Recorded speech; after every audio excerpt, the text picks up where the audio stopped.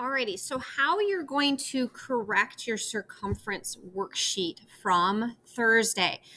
First off, if teachers, if you could, crew teachers, if you're in person with your students, could you make sure right now, have it should be on their desk, and make sure that it's complete. Like take a peek if you can do that for me and look at their front and back of their sheets and make sure it's done.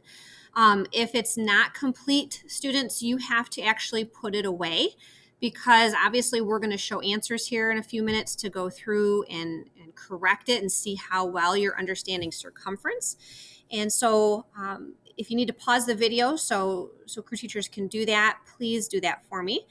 And then we'll come back, and the ones who have it completely done on the front and back, we'll bring those answer keys up here, and you'll be able to check your answers on the front and back with actually a different color than what you wrote the assignment in. So it should be a pen if you wrote in pencil, but something different colored so you can mark things that are wrong or right, as well as using it to put the right answer in if you need to because you made a slight mistake. So pause the video and then come back and we'll take a look at the answers together. Alrighty, let's head into the first side, which is the extra practice on lesson 1. And so you're going to see lesson 8-1 here and the 14 answers that are there. So yesterday I said on the assignment for you to use 3.14. I wanted you to use that. I wanted you to use the abbreviated version of pi because it's going to give you some shorter decimal answers to make it a little easier on yourself. So what you see here at the top in this first section for lesson 8-1, that's what you should have. So go through and look and see how you did. With your correcting pen, you can put next to each one. If you got it wrong, what the answer is, you can put the correct answer on there. Now, here's where you might run into an issue. If you accidentally used the pi key on your calculator, instead of 3.14, then your decimal is going to look a little different, right? We talked about that yesterday in the assignment, or actually the warm-up, excuse me.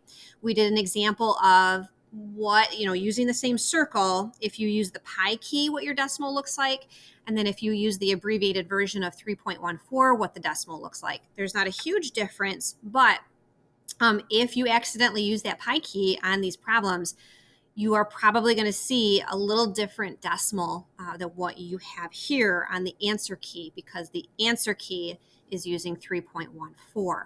So, and that's okay. It's nothing to worry about. All I want you to do is put next to each one, if you got it wrong, the right answer. And what's going to happen after we correct the second side is your crew teachers are just going to collect it and turn it into your math teacher, so Mr. Terpstra, myself, or Mr. Whalen. And we're just going to take a look at it and see that you've completed it and that you have an understanding of it before we put it in Power School in the grade book, okay? So you can pause. I know I've talked a lot just for a few minutes, but you can pause if you need to keep going through the answers for 8.1. And then when you are done, you can unpause the video and we'll go to the other side, the maze side, to check your work there. Okay, we're going to go to the maze, so the back side here. And remember I said on both sides of the worksheet you're using 3.14, both sides. And so this is what the maze, if you calculated circumference correctly, starting at the first problem at the start, and then using that answer to travel to the next problem, okay, that's what you should see. And then it takes you down here to the end where the star is. So again, look and see how you did. If you made a mistake within the maze of the problems getting to the end, then show that correction on your paper and with the pen. And again, that's fine. Our concern as math teachers is just making sure that you are using the formula correctly, right? And that you're understanding how to use diameter and radius within that circle to use that formula to calculate that circumference, that perimeter. So again, you're just checking through this real quick. And as soon as you're done, make sure on the front side that your name is on it and your crew teacher, please. And then your crew teachers are going to collect it and they're going to give it to us, again, to look over, your math teachers to look over. So once again, you can pause this to finish correcting. I actually will meet you in the next video, the last video. We're going to do a little bit with area of circles today for your Friday. And then that's how we'll end the hour for math today. Meet you back in the third video.